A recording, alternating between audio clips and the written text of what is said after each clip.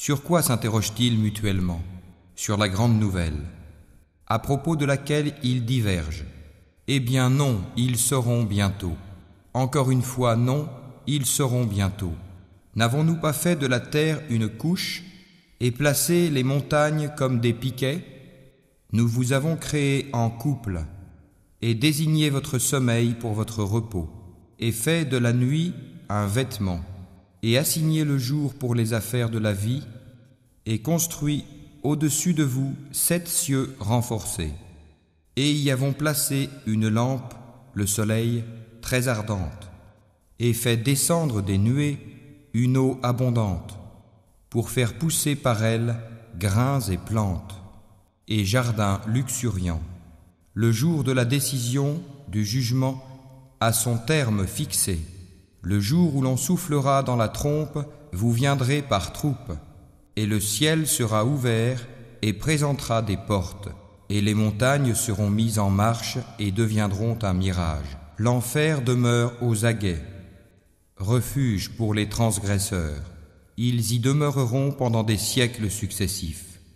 Ils n'y goûteront ni fraîcheur ni breuvage, hormis une eau bouillante et un pu, comme rétribution équitable, car ils ne s'attendaient pas à rendre compte, et traitaient de mensonges continuellement nos versets, alors que nous avons dénombré toutes choses en écrit. Goûtez donc, nous n'augmenterons pour vous que le châtiment. Pour les pieux, ce sera une réussite, jardins et vignes, et des belles aux seins arrondis, d'une égale jeunesse, et coupes débordantes. Ils n'y entendront ni futilité ni mensonge, à titre de récompense de ton Seigneur et à titre de don abondant. Du Seigneur des cieux et de la terre et de ce qui existe entre eux, le tout miséricordieux, il n'ose nullement lui adresser la parole. Le jour où l'Esprit et les anges se dresseront en rang, nul ne sera parlé, sauf celui à qui le tout miséricordieux aura accordé la permission et qui dira la vérité. Ce jour-là est inéluctable. Que celui qui veut prenne donc refuge auprès de son Seigneur.